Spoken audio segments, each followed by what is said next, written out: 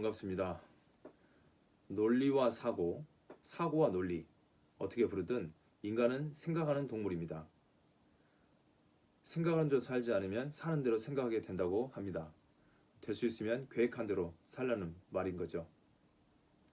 인간의 목적이 무엇인 간에 교육은 인간에게 유익해야 합니다. 알프레드 노스 화이트헤드라는 분께서 교육의 목적에 이런 말을 써놨습니다. 교육이란 인생의 모험에 대한 훈련이다. 다시 한번요.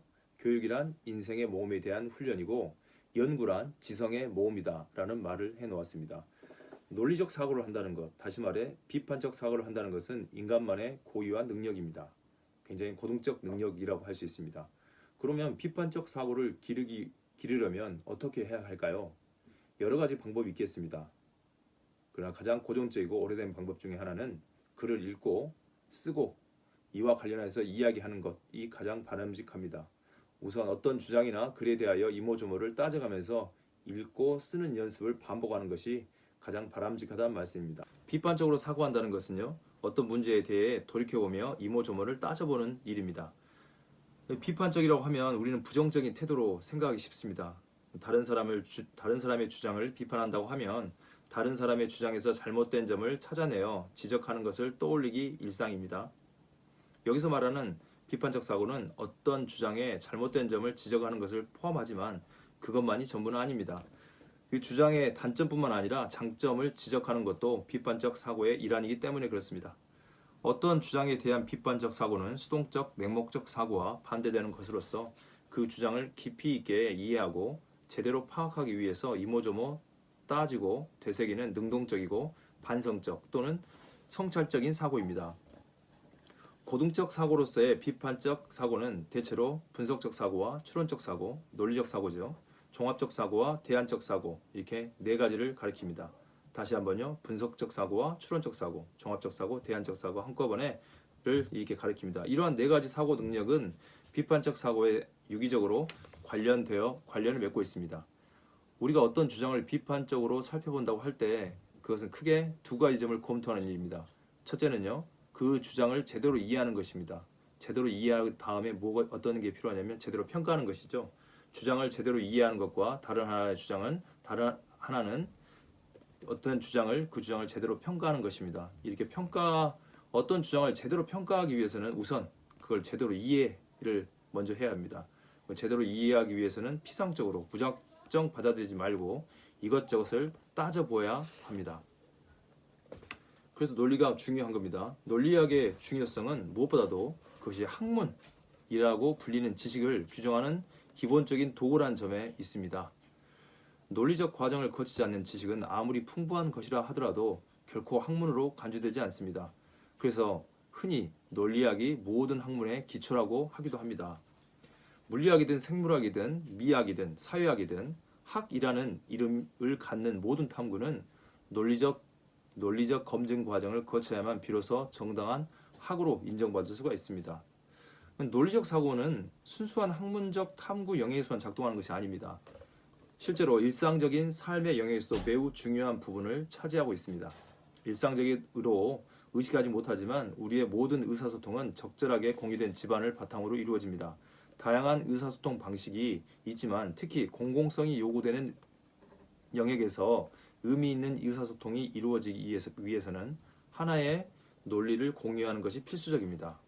오늘날 한국의 사회적 혼란을 부추기는 중요한 요소의 하나는 공유해야 할 논리에 대한 합의 지반이 매우 취약하다는 점입니다. 공교육 체계가 공급하는 지식은 모두 서구의 논리적 지반에 근거하고 있는데도 일상적인 삶에는 여전히 전통적인 방식들이 뒤섞여 있습니다.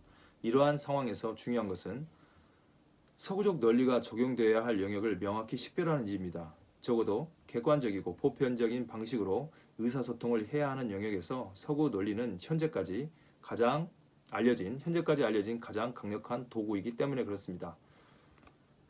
한 가지 염두해야 할 것은요. 우리가 오늘날 공교육 체계 안에서 표준 논리처럼 간주하고 있는 형식 논리가 우리의 사고의 특정한 작용 방식에 제한된 논리라는 사실입니다. 사실 인간은 여러 가지 생각을 합니다. 인간의 전반적인 인지 능력은 상상력, 감상, 환희, 욕구, 창조성 등 매우 복합적 양상을 포괄하고 있습니다. 그런데 형식 논리적 사고는 그중에 극히 제한된 일부분, 즉 과학적 사고를 대변하고 있을 뿐입니다. 그럼에도 불구하고 오늘날 대부분의 공교육 체계 안에서 형식 논리를 일종의 표준 논리처럼 다루는 이유는 형식 논리가 과학적 성과를 이끌어가는데 주도적인 역할을 해왔기 때문에 그렇습니다. 이러한 시각에서 본다면 과학적 지식이 그렇듯이 논리 또한 우리의 전반적 삶의 모든 옳고 그름을 참과 거짓을 판별해주는 척도는 아닙니다. 마치 어떤 무기가 그것을 사용하는 사람에 따라서 가치가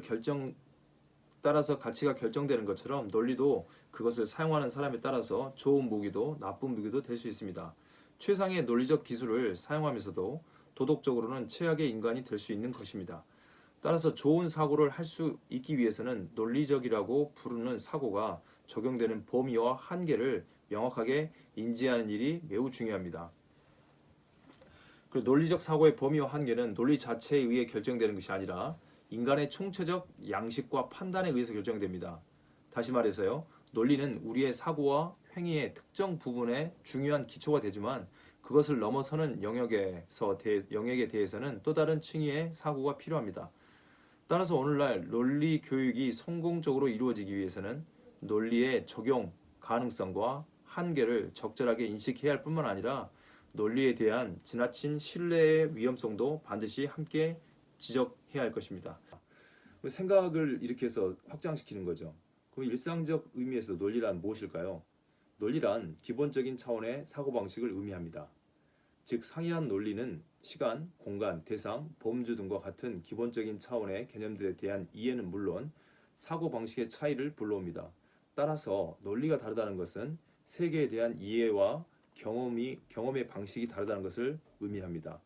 우리의 지각과 사고에 관한 최근의 이론들은 이처럼 상이한 사고 방식들이 어떻게 가능한지에 대해서 주목하는 몇 가지 사례들을 제공해 주고 있습니다.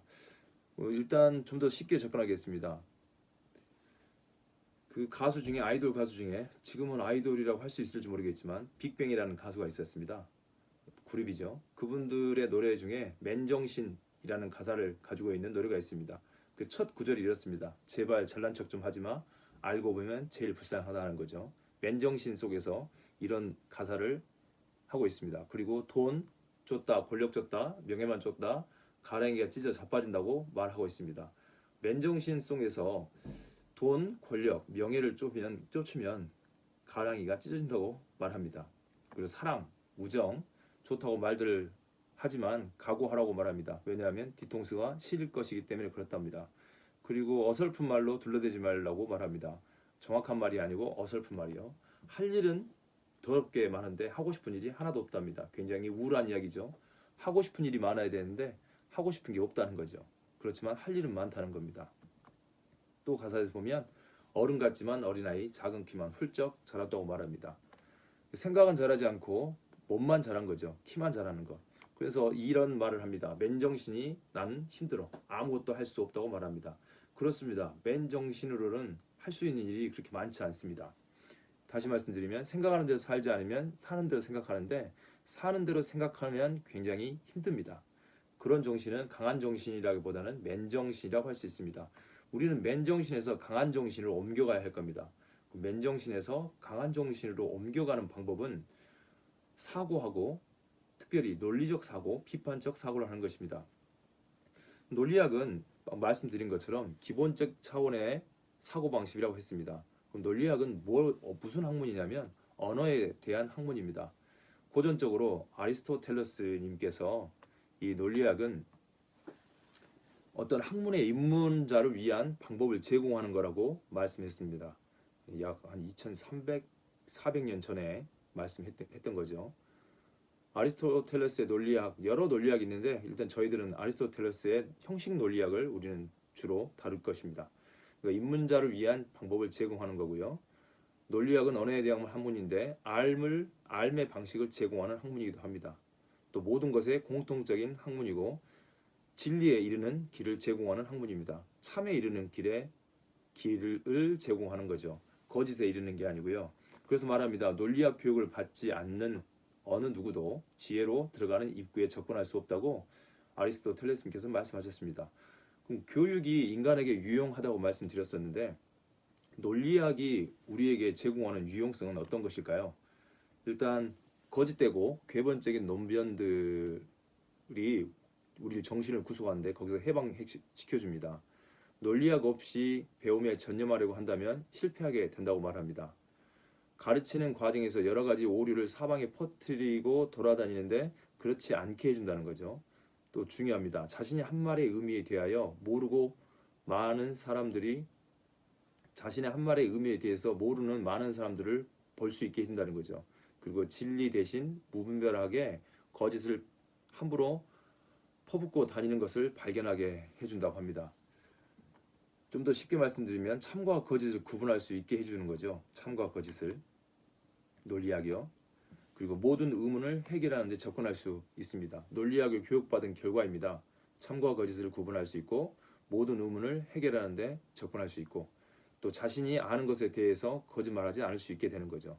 또 하나 거짓말쟁이들의 정체를 폭로할 수 있게 됩니다. 거짓말쟁이인지 아닌지 사기꾼인지 아닌지를 알 수 있게 된다 이거죠. 또 사색하고 있는 자, 사색하려는 자를 위해 매우 유용한 방법을 제공해 줍니다. 모든 문제에 대한 대해서 토론할 수 있는 능력을 제공해 주고요. 또 모든 수수께끼 같은 문장을 해결하는 데 기여합니다. 저희가 생각하는 논리학, 배우려고 하는 논리학은 논리학의 아버지라고 말할 수 있는 아리스토텔레스. 물론 여러 논리학을 만드신 분들이 많이 있습니다. 저희들은 말씀드린 것처럼 형식 논리학을 할 겁니다. 사실 논리학이란 말은 아리스토텔레스가 님께서 사용하지 않으셨습니다. 플라톤과 아리스토텔레스님은 세상의 움직이는 원리를 로고스의 법칙, 라직, 그러니까 로고스의 법칙으로 탐구하려고 했습니다. 로고스라는 말이 여러 가지 의미가 있습니다. 논리란 말도 있고 이성이란 말도 있고 합리라는 말도 있고 수많은 말들이 있습니다. 원래 논리학은 5부문으로 구성된 오르가논이란 책에 5권으로 구성된 오르가논이란 책에 집약되어 있습니다. 그럼 오르가논이 무슨 뜻일까? 그리스어 내지는 헬라어입니다. 헬라어 오르가논의 뜻은 톱, 도끼 등을 일할 때 사용하는 기관, 연장, 도구를 뜻합니다. 그러니까 오르가논은 어떤 기관과 연장, 도구입니다.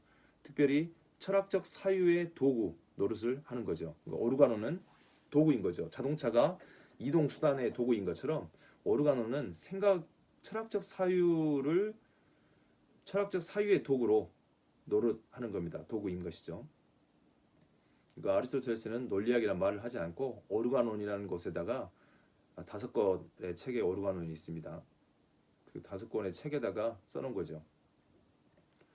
3단 논증을 중심으로 한 연역 논리를 주로 다루겠습니다. 우리는. 그리고 기윤학 논리는 보완적으로 다루겠습니다. 아리스토텔레스의 논리학 체계는 형식 논리라고 말합니다. 이 형식이죠. 내용보다는 형식이 중요합니다. 사고의 내용이 아니라 사유작용의 형식적 법칙과 규칙을 다루는 겁니다. 그래서 아리스토텔레스님께서 말씀하시기를 논리학의 3가지 유용성이 있습니다. 앞에서도 말씀드렸지만 이것을 3가지로 요약하면 이렇게 말할 수 있습니다. 첫째, 지적 훈련을 하는데 유용하다. 지적 훈련을 하는데 유용하고요. 두 번째로는 다른 사람과 토론할 때 유용합니다. 그리고 세 번째, 철학적 다시 말해 학문을 할 때 유용합니다. 다시 정리하겠습니다. 지적 훈련을 하는데 유용하고요. 두 번째로 다른 사람과 토론할 때 유용합니다. 그리고 세 번째, 철학적 알무를 할 때 유용하다고 말합니다. 저는 이걸 한마디로 이렇게 말씀하고 드리고 싶습니다. 논리학은 생각의 근육을 키우는데 굉장히 유용합니다. 사고의 근육을 키우는데요. 육체의 근육을 키우려면 헬스, 운동하시면 됩니다. 지력을 키우는 데는 운동보다는 이 정신의 운동을 해야 되는데 그 논리학이 굉장히 유용하다고 말씀드릴 수 있습니다. 말이 굉장히 꼬이고 힘듭니다. 그렇지만 계속 좀 더 발전되도록 하겠습니다. 이렇게 영상을 촬영하는 게 지금 계속 반복되고 있습니다. 그래서 지금 촬영을 중지시킬 수가 없습니다. 왜냐? 9분이 넘어가고 있거든요. 제가 편집 능력이 없어서요. 그냥 라이브로 한 번에 이렇게 영화에서 말할 때 롱테이크를 찍고 있습니다. 굉장히 쉽지가 않습니다. 어쨌든 12세기 포리필스에 의한 논리학 구분이 있기 전에 12세기의 포리필스에 의해서 논리학의 구분이 있기 전에 그 오르가논이라고 말씀드렸습니다. 아리스토텔레스님께서 이 오르가논이 5개의 책으로 구성되어 있습니다. 그 5권의 책을 생각해 보겠습니다. 먼저는 범주론이라는 책이 있습니다. 범주론, 그리고 명제론, 그 다음에 변증론, 분속론. 분속론 전서 후소가 있는데 그냥 하나로 보겠습니다. 마지막으로 소피스트 논박, 이렇게 5권의 체계가 논리학에 관련된 이야기들이 들어있습니다. 이걸 오르가논이라고 부릅니다. 다시 한번요. 범주론, 명제론, 변증론, 분석론, 소피스트적 논박, 이 5권의 책을 오르가논이라고 합니다. 포리피우스는 이 범주론과 명제론을 구논리학이라고 구분하였고요. 여기 분석론, 변증론, 소피스트적 논박, 신논리학으로 분류했는데 이렇게 구분하는 것까지는 생각하지 않으셔도 되고요. 오르가논이 이 도구 연장 그리고 기관이라는 것을 잘 기억해 두시면 좋겠습니다. 명제론, 범주론, 변증론, 분석론, 소피스트적 논박, 이렇게 5권의 책 안에가 저희가 공부할 내용들이 말씀드렸던 이 책의 내용들이 다 들어있고요. 이쪽의 내용들도 다 들어있습니다. 이렇게 2권의 책의 내용이 방금 말씀드렸던 오르가논 5권의 구성된 오르가논에 다 들어있는데, 이걸 지금 저희의 논리적 사고의 길과 비판적 사고는 현대 버전이라고 할 수 있겠습니다. 굉장히 아리스토텔레스님 것은 그 당시의 버전인데 그 버전들을 굉장히 오래됐지 않습니까? 2400년이면 그것들 현대 버전으로 만들어 놓은 겁니다. 그걸 저희들이 이제 공부하게 되는 겁니다. 이렇게 아리스토텔레스님께서 이렇게 말했습니다. 사람이라면 그는 자신보다 또는 남보다 더 사람이지도 덜 사람이지도 않겠다. 어떤 한 사람이 남보다 더 사람인 것은 아니기 때문에 그렇다. 사람은 이전보다 지금 더 사람이라고 말해지지 않는다. 한 사람은 때로는 희고 때로는 검게 되며 때로는 따뜻하고 때로는 차갑고 때로는 나쁘고 때로는 좋게 된다. 사람은 개인적으로 차이가 있지만 사람인 한에서 똑같다, 평등하다고 말합니다. 2400년 전에 굉장히 인간 중심, 인권에 대해서 말하고 있는 것 같습니다. 너나 나나, 돈이 있든 가난하든, 많이 배웠든 많이 배우지 않았든 똑같다, 동등하다라는 말을 해놓았습니다. 같은 현상을 설명하는 2가지 주장이 있다면 간단론적을 택하라고 윌리엄 오캄님께서 말씀하십니다. 다시 한번요. 같은 현상을 설명하는 2가지 주장이 있다면 간단한 쪽을 택하라는 겁니다. 예를 들면 이런 거죠. 공부할래 안 할래? 공부 안 해야 되는 것에 대해서는 이유가 많습니다. 그러나 공부해야 된다는 이유가 별로 없습니다. 공부를 하면 현명해진다는 말은 맞는 말입니다. 그러나 공부하는 것은 쉽지 않습니다. 간단한 쪽, 공부하는 쪽을 택할지 아니면 하지 않는 쪽을 택할지, 어떤 데가 더 설명이 간단할지 한번 생각해 보셨으면 좋겠습니다.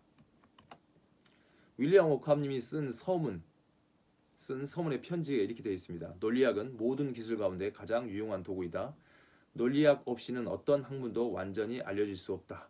반복해서 사용해도 물리적 도구처럼 닳아 없어지지 않는다. 오히려 다른 학문이 부지런히 함으로써 꾸준히 발전하게 된다. 다시 한번요. 다른 학문이 부지런히 사용함으로써 꾸준히 발전한다는 거죠. 모든 기술 가운데 가장 유용한 도구라고 합니다. 섬세한 가르기는 학문의 진보를 가져왔습니다. 그냥 생각하는 것이 아니고 논리적으로, 비판적으로 생각했을 때 굉장히 생각이 업그레이드 되는 거죠. 누구나 다 어린이에서 어른이 됐습니다. 근데 어린이의 사고는 분화가 덜 돼 있죠. 그런데 어른들의 사고, 특별히 공부한 분, 논리학을 배우신 분들의 사고는 좀 더 치밀한 것입니다. 그리고 합리적이라고 말할 수 있겠죠. 고등적 사고라고 말할 수 있습니다. 말씀드린 것처럼 논리란 기본적 차원의 사고방식이고, 논리가 다르다는 것은 세계에 대한 이해와 경험의 방식이 다르다는 것을 의미합니다. 논리가 다르다면 세계에 대한 이해가 달라집니다. 다양한 논리가 가능합니다. 과학자의 논리가 있고요, 인문학자의 논리가 있습니다. 진보 진영의 논리가 있고 보수 진영의 논리가 있습니다. 그럼 누구의 논리가 맞는 것입니까? 둘 중에 하나는 맞고 틀릴 수 있겠죠. 이렇게 또 가정할 수 있겠죠. 둘 다 맞다, 둘 다 틀리다. 그럼 굉장히 이제 애매해지고 헷갈려집니다. 그래서 우리가 생각을 좀 더 치밀하고 명확하게, 어설픈 말이 아니고요, 분명한 말들로 해야 되겠습니다. 여러 가지를 생각할 수 있습니다. 시간 개념을 할 때 시간은 돌아가는 겁니까? 아니면 직선입니까? 아니면 나선 여행입니까? 시간에 대한 생각들, 공간에 대한 생각들, 다양한 생각들이 있습니다. 누구의 생각이 맞을지 그런 것들을 생각해 보겠습니다. 가르기의 문제는요, 방금 진보, 보수, 그리고 과학자의 논리, 인문학자의 논리도 있는 것처럼 가르기의 문제는 경험의 기본적 구조입니다. 일상적 층에서 추상적 층까지 우리는 수많은 가르기를 할 수 있습니다. 먹을 것, 못 먹을 것, 그리고 친한 사람, 안 친한 사람, 적과 동지, 해야 할 것과 하지 않아야 할 것, 또 식물, 동물, 인간, 인간 중에서도 흑인, 확인, 백인, 짐승 중에서는 포유류, 저유류 다양하게 구분을 합니다. 무수한 가르기가 가능합니다. 그 가르기는 다 누가 해놨냐면 인간이 한 가르기입니다. 특별히 우리 한국 사회에서는요, 공적 영역의 일과 사적 영역의 일을 잘 구분할 수 있어야 할 것 같습니다.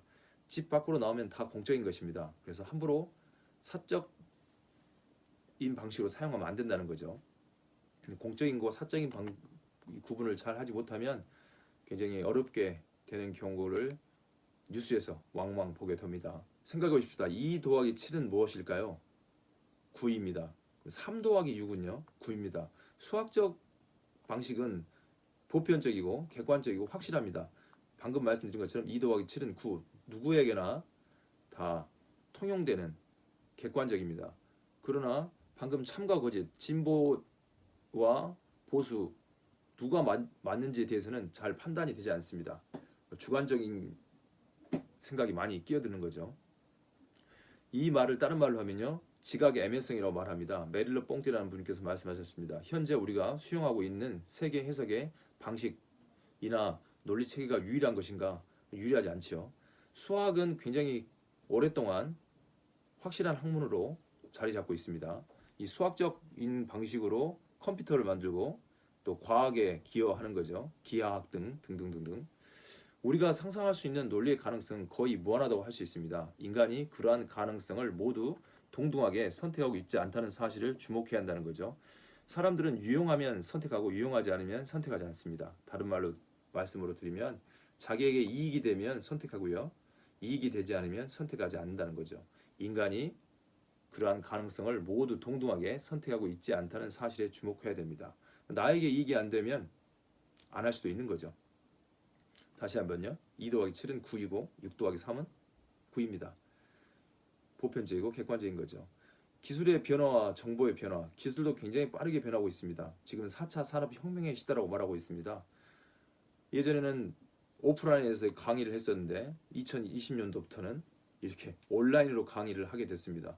이 스마트폰 내지는 촬영 영상 기계가 진보주의자들에게는 다른 방식으로 사용되지 않습니다. 그리고 보수주의자에게도 다른 방식으로 사용되지 않고 진보주의든 보수주의든 인간 모두가 다 똑같이 사용할 수 있는 방식인 거죠. 굉장히 보편적이고 객관적이라고 말할 수 있습니다. 다시 말씀드리면 과거와 현재 그리고 미래의 인간의 생활 방식의 차이가 과거의 사람을 덜 인간으로 만들거나 현재와 미래의 사람을 더 인간으로 만들지 않다는 거죠. 사람은 그냥 사람일 뿐입니다. 생활 방식의 차이만 있을 뿐인 거죠. 마찬가지로 언어와 삶의 방식의 차이는 인간의 경험을 다양하게 만듭니다. 그렇게 다양하다 해도 수많은 다름에도 불구하고 모든 인간은 같은 종이란 점에서 공통성이 있습니다. 흑인이든 백인이든요. 여기까지 강의를 마치겠습니다. 감사합니다.